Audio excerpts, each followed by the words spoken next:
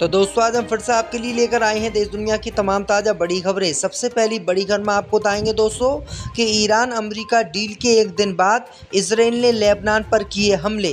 तो भड़के ईरान ने अमेरिका को युद्ध विराम तोड़ने की दे दी धमकी। अमेरिका ने अब यहूदियों को सबक सिखाने का किया ऐलान।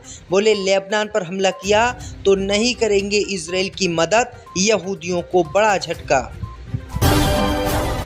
1971 के बाद पहली बार बंगाल की खाड़ी में पनडुब्बी उतारेगा पाकिस्तान। भारत के लिए नई टेंशन। महाराष्ट्र के पुणे में एक के बाद एक लगातार बाबा कर रहे हैं महिलाओं के साथ दुष्कर्म। अब जबरन पेशाब बिजली के झटके लगाकर ढोंगी बाबा 15 सालों से महिला के साथ कर रहा है बलात्कार। पुलिस ने किया है आज गिरफ्तार। रांची में आरएसएस कार्यालय पर बम फेंकने वाले तीनों आरोपियों को पुलिस ने गिरफ्तार किया है। सभी पर लगाई हैं आतंकवादी होने वाली धाराएं। तो दोस्तों सभी खबरों को आपको एक एक कर बताने वाले हैं। वीडियो को लाइक कर चैनल को सब्सक्राइब कर दें। इस बीच पर तो दोस्तों अगली खबर की ओर तो ईरान अमेरिका डील के एक दिन बाद इजराइल ने लेबनान पर किया हमला। तो आग बबूला हुआ अमेरिका, इजराइल को सुनाई खरी खोटी।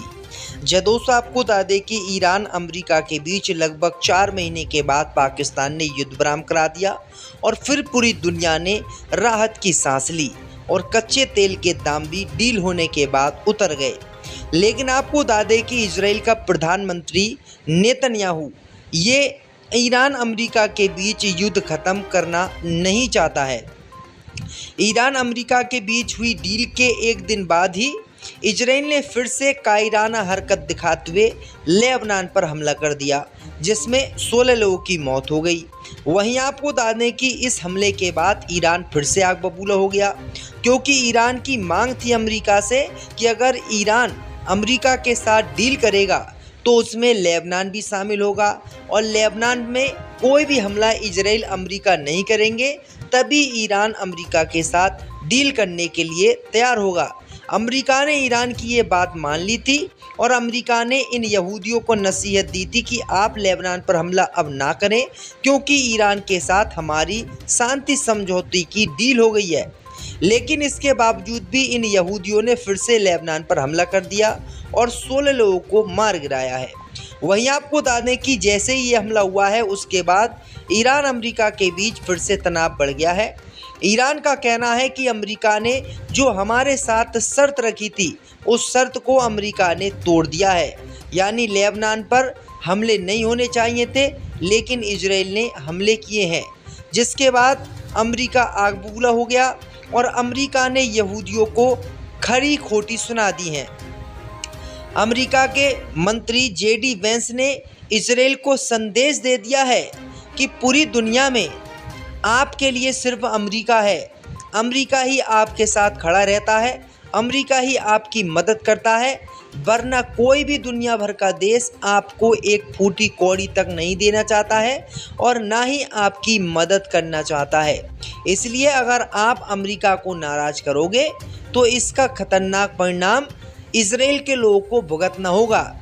इसी के साथ ही अमेरिका के जो मंत्री हैं जेडी वेंस, उन्होंने यहूदियों को कह दिया है कि 3-4 महीने से जो आपकी कुटाई ईरान कर रहा था, उस पिटाई से आपको बचाने के लिए अमेरिका ने हथियार भेजे थे और अमेरिका के हथियारों की वजह से आप बचे हुए हो।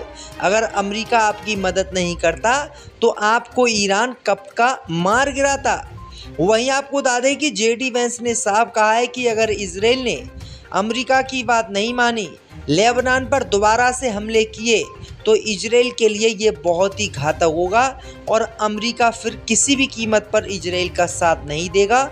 उसे कोई भी मारे, वो किसी भी कीमत पर खड़ा नहीं होगा। वहीं आपको बता दें कि जेडी वेंस के इस ऐलान के बाद यहूदियों की पैंट गीली हो गई है।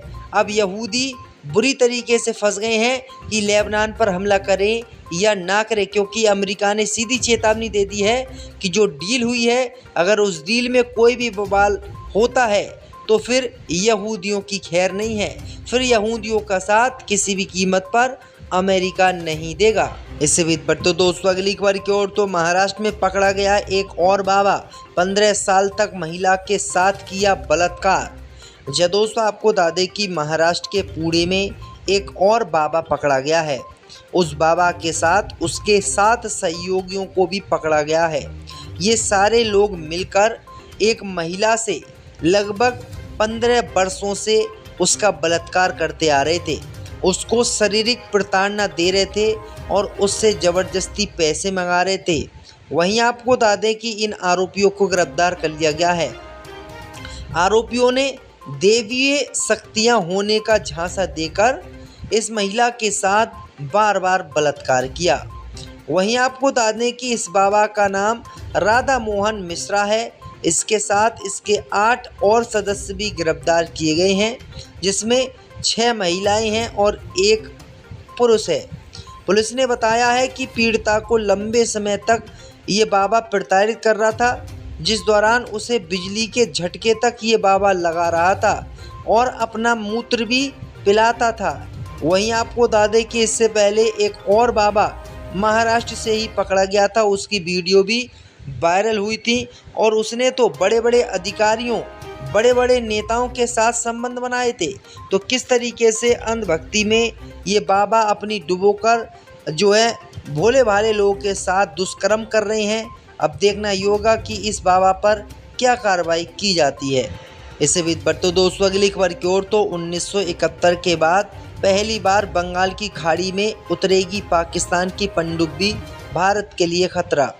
दोस्तों आपको बता दें कि पाकिस्तान अपनी नौसेना की ताकत बढ़ाने और हिंद महासागर क्षेत्र में अपना प्रभाव विस्तार करने की बड़ी रणनीतिक योजना पर काम कर रहा है।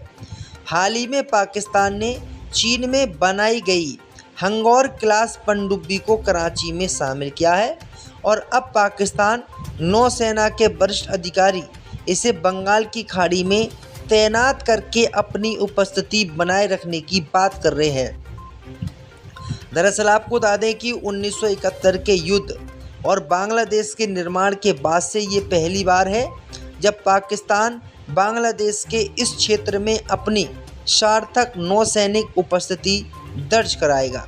पाकिस्तान की योजना कुल 8 हंगौर क्लास पनडुब्बियों को अपने बेड़े में शामिल करने की है, ताकि वह अपनी पुरानी अगोस्टा पनडुब्बियों को बदल सके। अप्रैल में चीन में कमीशन की गई पहली पनडुब्बी PNS हंगौर कराची पहुंच गई है।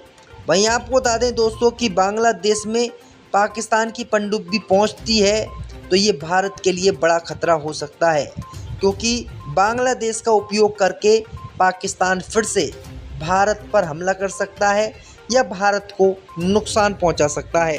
अब देखना ये होगा कि मोदी सरकार पाकिस्तान के खिलाफ क्या कार्रवाई करती है। इससे भी बढ़ते दोस्तों अगली खबर की ओर। तो रांची में RSS के कार्यालय पर हमला करने वाले 3 आरोपियों को पुलिस ने कर लिया गिरफ्तार, लगाई सभी पर आतंकवादी की धाराएं।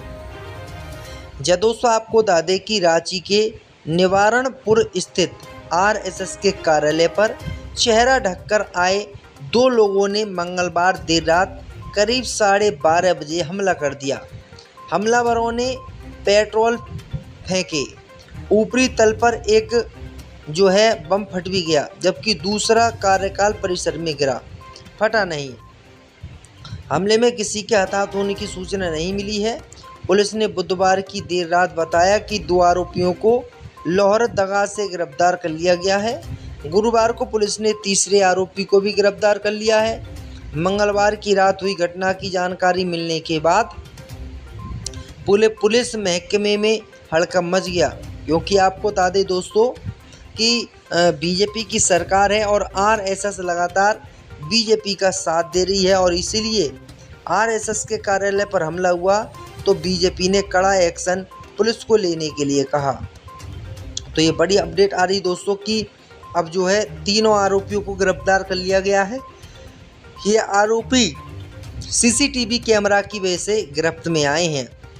ये दोस्तों हमला करने के बाद इन्होंने कार जो है किराए पे मंगाई थी और उस कार की वीडियो बन गई, CCTV फ़ोटो उसके सामने आ गए, जिसके बाद ये पकड़े गए हैं। तो ये बड़ी अपडेट आ रही दोस्तों।